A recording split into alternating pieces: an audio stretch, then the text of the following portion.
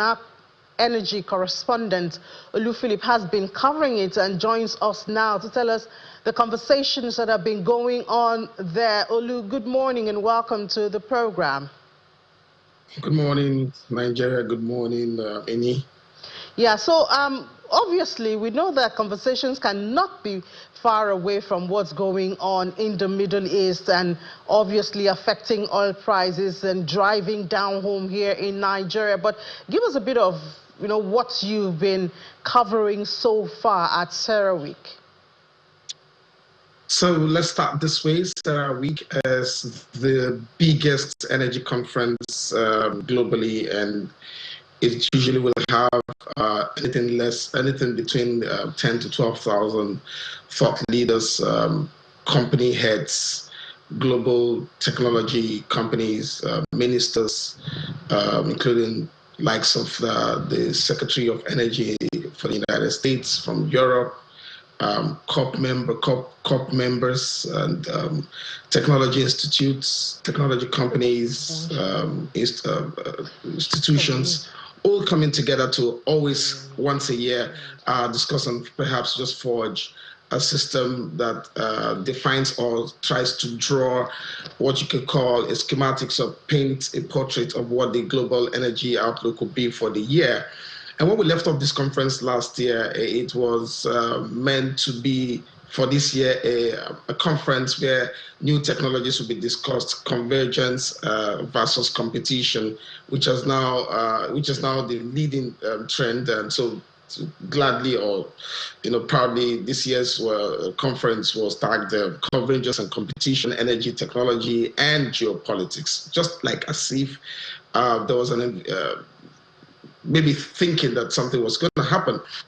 But speaking with those who have been in the industry at the over 16 panels that I've held, 16 sessions that I've held, 66 sessions rather that I've held, it's a challenging one for the economy, for the global economy, because right now the conference and every attendee is really pointing out what is happening out there in Iran, and have sadly quietly admitted that there is cause for worry. And when these energy experts tell you there's cause for worry, then it's big. I give you an example by way of numbers.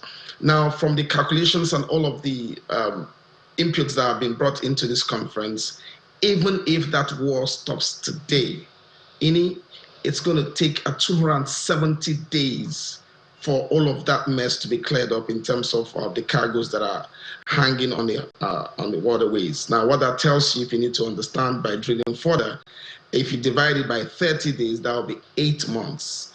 So even if the war stops today, for which the S&P Global chief Daniel has said that we don't know how it's going to turn out.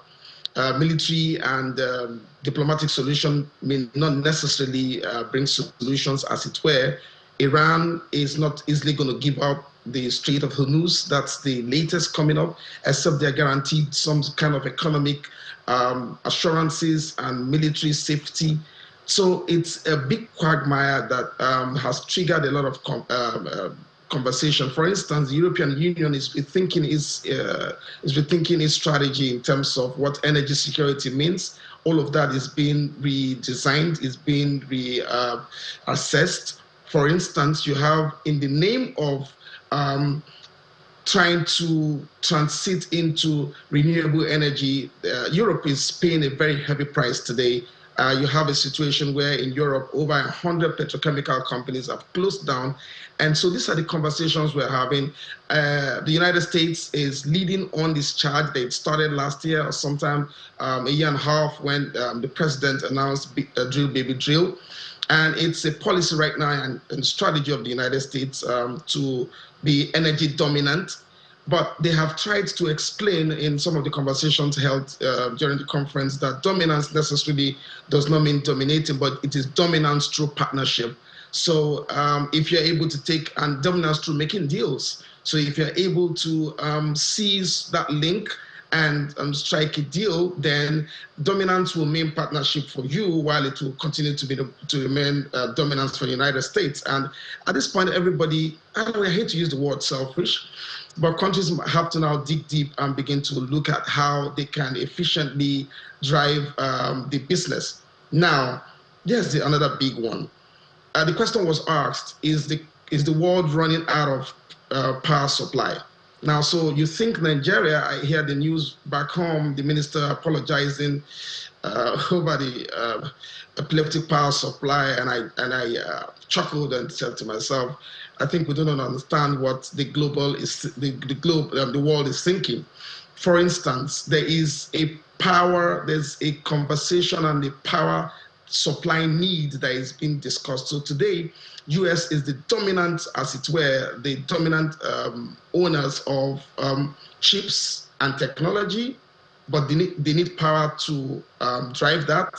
China has power, but needs the technology and chips. So where these hands move across the desk and how these envelopes are being pushed is beginning to trigger a lot of conversations and all innovations. So we see companies like Google, we see companies, tech companies already coming to lead that conversation around energy supply, around power supply.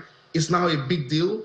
We're discussing AI, and the Nigerian delegation is very strong. The executive vice president upstream was discussing something around how AI can be deployed in well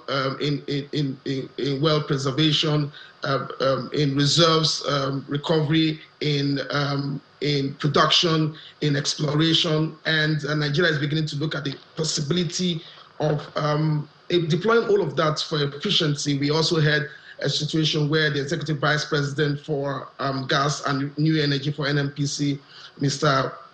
Olalekan, was also discussing how Nigeria can take advantage in that global stage. And it was a time to be proud Nigeria, discussing how Nigeria can look into its LNG. We have a lot of gas, and see if it can begin to bridge some of the supply shortages that we have that is coming out of on the back of this conflict. So I think it's a case of countries beginning to look inward and see what they can do. The GCU and MPC led a delegation and was discussing how also that Nigeria can harness its production level to levels of almost 2 million barrels. We've heard that before, but we've seen a new strategy. The special advisor to the president on energy, Olu Von Hai, was also discussing on how at the granular level, where people access to cooking, clean cooking, came on very strongly on the discussion panels, and Nigeria seemed to be keeping under wraps its strategy. I like that fact. And all right, Olu. All right, Olu. I know that your report is going to be very loaded. I mean, it sounds like the representation of Nigeria is really huge, and as you said, they're making you proud there. We hope that we will see the result of the pride, the joy, and in energy and cost of energy. Well, thank you so much, Olu Phillips, and we hope to have you back with a full report with all that you have said. I know the viewers will be looking forward to it. All right. Thank you very much.